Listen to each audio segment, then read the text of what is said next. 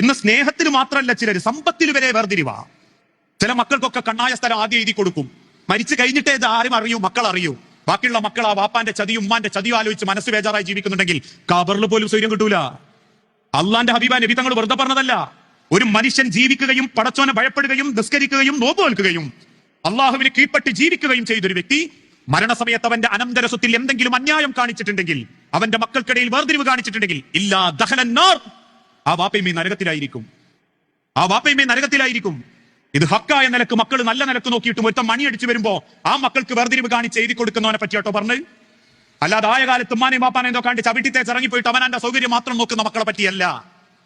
നല്ല നിലക്ക് നോക്കിയിട്ടും അവസാനം ചതിച്ച് മക്കളെ ചതിക്കുന്ന വാപ്പാരുമാരുണ്ട്. നിങ്ങളെ നല്ല ഞാൻ പറയുന്നത്. സ്വത്ത് എഴുതി വെക്കുന്നതിൽ, കണ്ണായ സ്ഥലം മാറ്റി വെക്കുന്നതിൽ, ചില പെൺകുട്ടിക്ക് മാത്രം കൊടുക്കൂ. ആൺകുട്ടികളെ പറ്റി പറയും ഓൻ അയച്ചുണ്ടാക്കിക്കോട്ടെ. എന്താ ഓന്റെ ഓളോടുള്ള ദേഷ്യ, ഓനൊന്നും ഇല്ലാത്തടുത്ത് കിട്ടിയതുകൊണ്ട് ഓളോടുള്ള ദേഷ്യം ഓനോട് തീർത്ത്. എങ്ങനെ സ്വത്തിൽ കുറെ മോക്കങ്ങ് കൊടുത്തിട്ട് പറഞ്ഞു ഉമ്മന്റെ കൈത്തിലും കാൽമേലും ഒക്കെ ഉള്ളു മരിക്കുന്നതിന് മുമ്പ് ഉരിയം കൊടുത്തു. ആർക്ക്? അവക്ക് കൊടുത്തു.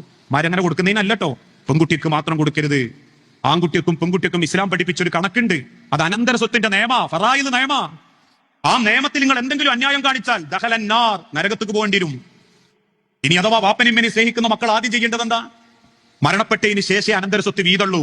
അനന്തര സ്വത്ത് മരണപ്പെട്ടതിന് ശേഷം വീതിക്കാനാ ഇസ്ലാമിക ചരിത്രത്തിൽ. അതെന്തുകൊണ്ടാണെന്നറിയോ? ഈ മക്കൾക്കിടയിൽ ഒരു പ്രശ്നം വരാതിരിക്കാനാ. അങ്ങനെ വന്നാൽ ആ മക്കളിൽ നിന്ന് തലമുറകൾ മാറി മാറി മാറി മക്കൾ വാപ്പനിമ്മനെ വെറുക്കും.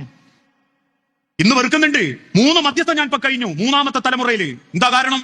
3 തലമുറകൾക്ക് മുൻപുള്ള അമ്മ വാപ്പ വസിയത്ത് എഴുതി വെച്ച് പോയി. ആർക്ക്? മക്കളിൽ പെട്ട 1-2 ആൾക്ക്. ഇപ്പോഴും തീർന്നിട്ടില്ല.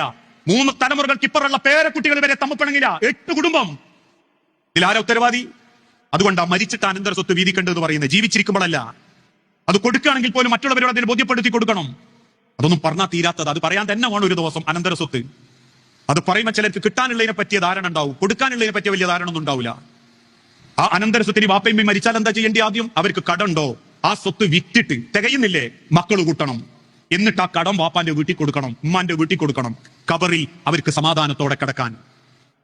ഇന്ന് ഞാൻ പറയാറുണ്ട്, പള്ളിയിൽ നിസ്കരിക്കാൻ പോകുമ്പോൾ ആദ്യം പറയാതാ, എന്തെങ്കിലും സാമ്പത്തിക ബാധ്യതയുണ്ടെങ്കിൽ മൂത്ത മകൻ മുനീറിനെ ബന്ധപ്പെടാൻ പറഞ്ഞിട്ടുണ്ട്. ബേക്കെന്നൊരുത്തം പറഞ്ഞു സുബ്ഹാനല്ലാഹ്, മുനീർ ഓന്റെങ്കിലും തന്നാ മതിയേനു. അവസാനം മരിച്ചു കഴിഞ്ഞിട്ട് വാപ്പാന്റെ സ്വത്തും ചോദിച്ചു, അല്ലെങ്കിൽ ഇങ്ങനെ കടവും ചോദിച്ചിട്ട് ഒരുത്തം വന്ന് ചോദിച്ചു മുനീറിനോടും, അല്ലേ ഈ തരാന്ന് പറഞ്ഞിരുന്നല്ലോ അങ്ങനെ ഒസിയത്തായിട്ട് ഇങ്ങനെ പറഞ്ഞിരുന്നു. ഉടനെ മുനീർ അപ്പോഴേക്ക് ഇത് വീതം വെച്ച് കഴിഞ്ഞിട്ടുണ്ടാവും. എനിക്കൊന്നും കിട്ടിയിട്ടില്ല. ആ മമ്പാട് മലന്റെ മേലുള്ള വാപ്പാന്റെ ആ 12 സെന്റ് അപ്പം കിട്ടിയത്. ആ റോഡ് സൈഡിലുള്ളത് കിട്ടിയത് ഇളയോൻ ജമാലിനാ. നിങ്ങൾ ഓന്റെ അടുത്ത് പോയിക്കോളി. ജമാലിന്റെ അടുത്ത് പോകുമ്പോ ജമാൽ പറയും ഉമ്മ അന്നുള്ള 65 പവനും പിന്നെ ഈ സ്വത്തിന്റെ കൂടി കൊടുത്തത് സുലൈത്താത്തക്കാ. നിങ്ങൾ സുലൈത്താത്തന് പോയി കാണോ, അല്ലെ അളിയനെ കണ്ടോളി. അവസാനം വാപ്പാക്ക് ഖബറിൽ ഒരു സ്വൈര്യം ഉണ്ടാവില്ല, മക്കൾ ഇങ്ങനെ തമ്മിൽ തറ്റുന്നുണ്ടാവും.